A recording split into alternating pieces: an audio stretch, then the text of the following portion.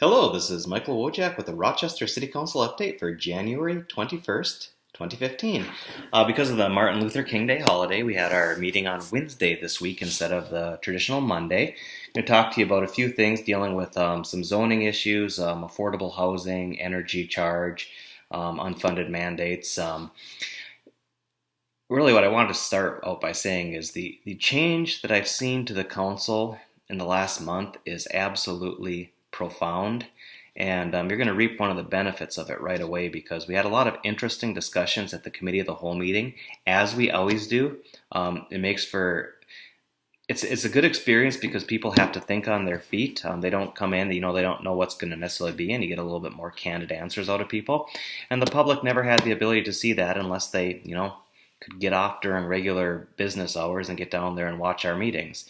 Now, you wouldn't think this would be controversial, but we finally push the issue, and we record these meetings, and it's not live stream, but you're going to be able to watch them, or not watch them, but listen to the audio of them.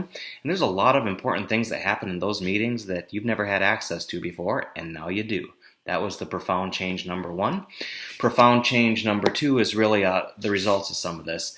I suggested that I thought that we'd be able to look at rezoning a couple neighborhoods and start what will be a long process towards some permanent protections of our core neighborhoods, the wonderful historic assets that they are, and also perhaps apply some new, more pedestrian-friendly urbanist zoning in the uptown area.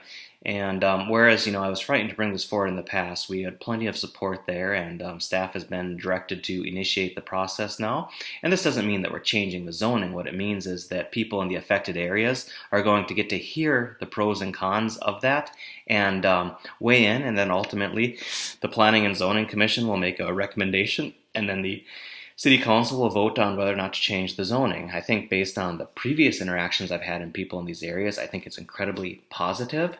But that's why we're going to have the public hearings. People can weigh in. So the rezoning are going forward. We're starting the process in Kutsky Park, the residential areas, and also the uptown area. Second thing is I raised the possibility of a moratorium on some DMC related properties. Nothing dealing with future private stuff, but public, where we're going to have public infrastructure where if we make some bad decisions today, we could really screw ourselves up in the future. And staff's taken that, and they're going to come back with some recommendations for us. And appreciate that. We do have some interim tools if a project that's just not compatible with where we're going on with the community is. There are some other interim tools we can do, but I didn't want to surprise anybody after the fact. And it's moving forward. So again, a monumental, progressive, forward-thinking step that the City Council took, and I would have been afraid to bring it up many years in the past. We did have the public hearing on the Minnesota energy fee, which we were not required to have a public hearing, but a number of council members, myself included, didn't like the fact the way that this was brought up. I think it was bungled by administration, and I think a lot of people share that view. We did have our public hearing. By a 4-3 vote, we decided not to put the fee in place for this year. However, by a 7-0 vote, we preserved our ability to do this in the future.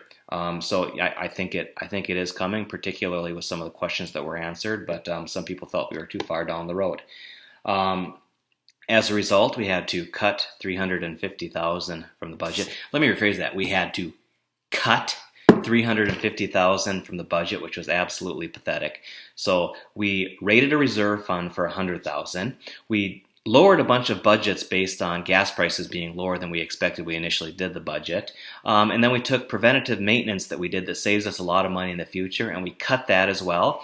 We took our police officers, and instead of starting them in the spring where they could be trained up for the summer peak times, instead we're going to actually start them right in the middle of the summer blitz. So, not only do they do their training at the worst possible time, you have people doing the training with them at that very same time. So, not a fan of the decision. As I voted against the budget before, I voted against this one as well. I think the whole thing is just absolutely ridiculous.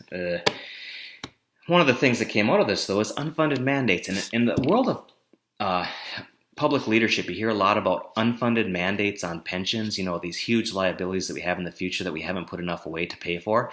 And what I raised is, what is the unfunded liability in our public infrastructure? And it is huge. Right off the bat, we realize the numbers in the hundreds of millions, if not past $1 billion. This is money that we're going to have to pay in the future to maintain what we have today. And it's only growing with every bad decision that we make. So it was my intent, because we do incur some costs because of the Minnesota energy, pipes being in our right-of-ways, that we would just take these funds coming from this fee and we would dedicate it for street maintenance in the future. City administrator didn't want to do that, so it wasn't on the table. But, it helps to deal with this enormous issue that we have. And the other thing I brought up is, hey, we're doing, just in the sewer project alone, we're doing $5.5 million in development subsidy just this year. We're killing ourselves over this $350,000, and nobody wants to touch those massive development subsidies. And most of those massive development subsidies are going to projects which only continue to lose money every single year. And newsflash, if you're losing money at it every year, it's not an investment. But we continue to make these poor decisions. And I think that with Nick Campion on the council, I think he shares my absolute disgust. The only thing worse than raising taxes is when you spend more money and you don't raise taxes, the George W. Bush paradigm. And the issue with that is that, we have all these decisions that we're making which increase our costs in the future. We're not taking care of what we need to do today, and we're certainly not funding those future liabilities. And, I think there's going to be a lot more focus on sustainable funding of our city assets and our public safety assets. And that just isn't happening, and witnessed by this short-sighted decision. Lastly, and I save this one for last, just more of interest, and I'm 100% supportive of this, but in our recommendations for boards on different boards, we had an interesting one. We had a recommendation from the mayor for the Planning Board of Appeals, Jan Thronson, and I am 100% supportive of it. And how can you not be if you really stop and think about it? I disagree with him on a bunch of things, but talk about somebody who actually shows up and gets involved. Now, sometimes I frankly wish that he hadn't, but he's somebody who really cares about the community, wants to be involved. So let's stick him on one of these commissions and, see how it goes. I mean, they have rules that they're supposed to follow in making their decisions, and, we can see how it goes. But I don't like necessarily turning away people knee-jerk because I happen to disagree with them on some things. So I was actually, fairly happy to see Jan in there, and we'll see how he does in the role. But I thought some of you might think that was interesting. So anyway, long story short, we're doing a lot of really progressive, forward-looking things right now and asking tough questions that we just didn't used to do. And, things that would have been passed in a landslide are contentious. Things that would have been contentious in the past, we're just making different decisions. So it's been kind of fun to see. And like I say, pretty quickly you'll be able to get the audio files from all of our committee meetings so you can hear about how this decision-making process works. Thanks for watching. I will catch you next time.